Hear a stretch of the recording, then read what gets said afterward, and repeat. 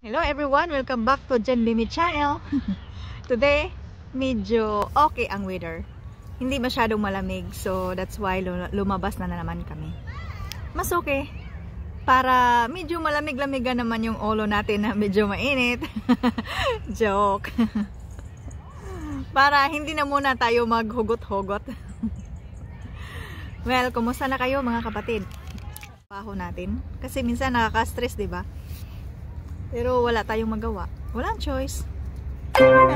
Dapat tiisin na lang mga kapatid. Magtiis na lang muna. Kasi hindi tayo makarating sa pupuntahan natin kung hindi talaga tayo magtiis. Kailangan magtiis. Magtiis. Tiis na lang kahit stress. Ha? Ganon talaga mga kapatid. Lahat ng bagay kailangan magtiis. Magtiis naman. Kahit sa puso man, magtiis ka. Sa trabaho, magtiis ka. Lahat, tiisin. Diba? Para lang maabot ang mga pangarap mo. Para sa pamilya, para sa mga anak. Lahat, tiisin. Diba? Kahit napapagod ka na, huwag mong sabihin, surrender. Never surrender, mga kapatid. Never surrender. Yun lang. Hindi tayo susurrender sa sitwasyon na yun. Never surrender. Sige na. No retreat, no surrender mga kapatid. Go, go, go lang tayo. Kung magbisaya ako, hindi naman din makaintindi yung iba. Kaya, intindihin na lang ninyo kung magtagalog ako. Minsan bulol-bulol. Siyempre, bisaya tayo. Dong, bisaya. Bisaya ako. Ganun talaga. Kailangan magtiis. Kasi kung hindi tayo magtiis, wala tayong mararating. Diba? Naalala ko noon, marami akong kabatch. Yung sa Hong Kong pa ako, hindi makatiis kasi syempre natural lang naman sa Hong Kong na ang daming trabaho, tapos maagang mag-start, late matapos, 'di ba? Pero kailangan talaga magtiis para kung may plano ka, kung ano man ang plano sa pagdating ng panahon, ano mo din 'yan.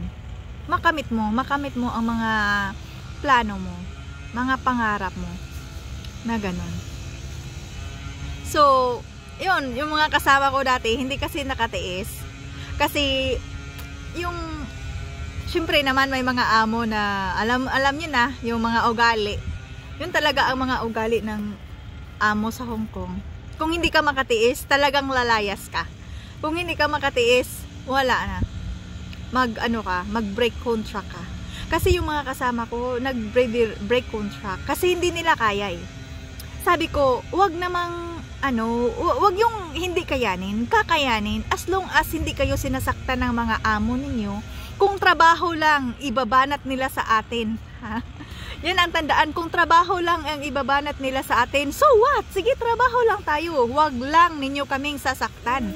Kung sasaktan kami, dyan na. Lalayas kami kahit anong mangyari, lalayas kami. Siyempre, alangan naman magtiis tayo na sinasaktan na tayo, di ba? Unless kung ang taong sa'yo, kung may taong nagpasakit sa'yo, yun, kung kaya mong tiisin mo, pero kung hindi mo kaya, ay layasan mo na, di ba? Ay, nakahugot na rin tayo. Yun na nga mga kapatid. Kailangan talaga tayo magtiis. Kasi kahit gaano pa kadami sa mga trabahong binigay nila, non-stop ang trabaho talaga, lalo na dyan sa Hong Kong. Ay nako, non-stop, hindi matapos-tapos ang mga trabaho dyan, araw-araw, paulit-ulit, diba? Ay nako, yun talaga. Pero kailangan magtiis mga kapatid. Tiis lang kayo. Pagkatapos ninyo, tiisin ninyo ng 2 taon dyan sa Hong Kong. Tiis kayo ng 2 taon.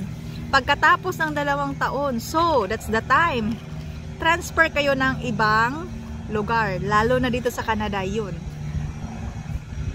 Hong Kong is the key mga kapatid. Mas malaking chance talaga pag galing kayo sa Hong Kong, or pwede naman sa ibang lugar na galing, pwede din, any places pwede maka-apply dito sa Canada, basta as long as naka 2 years kayo pwede na yan. Kaya, kung bago lang kayo sa mga amo ninyo, lalo na dyan sa Hong Kong, tiis mo na, huwag mo nang magreklamo. Syempre makareklamo tayo sa sarili natin, ay nakakapagod, kung hindi lang para sa pamilya, wala na, matagal nang umalis. Ako nga noon, hindi ko kaya, kasi first time nag-abroad, hindi ko kaya yung sa simula. Lalo na yung pagkain, yun bang hindi ka pa naka-adjust. Ang payat-payat ko kaya, mas okay pala hindi maka-adjust, no? kasi ang sexy mo pag hindi ka naka-adjust. Mahirap talaga pag naka-adjust na, kasi ang tumaba ka na eh. Wala lang iisipin. Well, anyway, ganun talaga. First time, kung hindi ka makatiis sa Hong Kong, ganun talaga, pumayat ka. But then, kailangan magtiis lang talaga. Yun talaga ang ma-advise ko sa inyo. Tiis lang. Kahit gaano kadami ang trabaho, kahit pagod ka na, tiis lang. As long as, yun lang ang i-advise ko din sa inyong mga kapatid.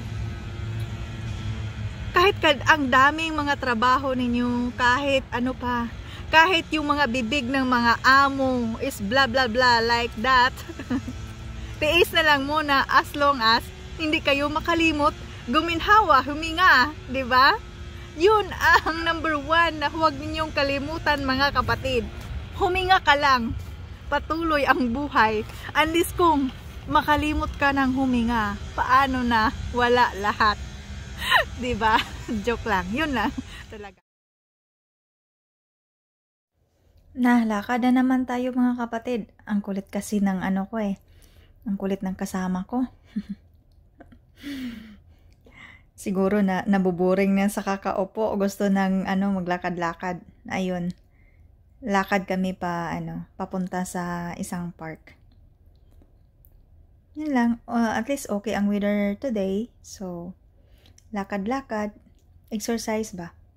While na mainit-init pa. Pero medyo konting lamig lang naman. Yun lang ang namin, routine almost everyday kung okay ang weather.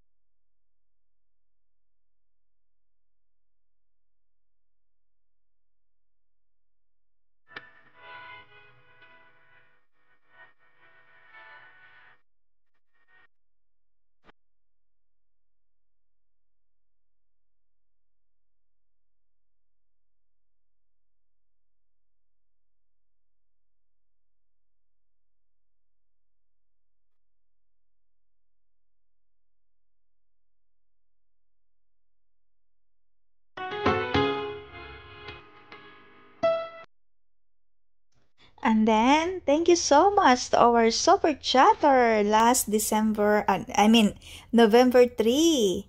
Thank you sa inyo, Daddy Ferdy, kapatid. Maraming salamat for being a super chatter to our channel. Thank you sa inyo. Maraming salamat talaga, kapatid. Thank you. Maraming salamat sa pagbisita sa channel ko. Thank you. And then, sa isang super chatter natin sa Gorgeous Vlog. Hello langga. Maraming salamat din sa'yo. Lagi kang nagpapalipad ha, ikaw ha. But anyway, maraming salamat sa'yo. Sa walang sawang pagsuporta. Salamat sa inyo. Salamat, Daddy Ferdy and Gorgeous Vlog, our super chatter of the day last November 3. So, shout out din sa mga kapatid natin, sa mga kagrupo natin. Team Delphine, Bungol Family, Guapahon team, lovely sisters, and then sa ibang mga team, sa ibang group, nga kahit hindi ko kasali dyan, lagi pa rin kayong nagbumisita sa channel ko. Maraming salamat sa inyo. At saka kahit sa grupo, kahit walang grupo, lagi pa rin bumisita dito sa channel ko. Thank you sa inyong lahat. God bless you all. Maraming salamat sa pag-ubos na naman ng oras para matapos ang bidyong ito. Thank you. Bye-bye.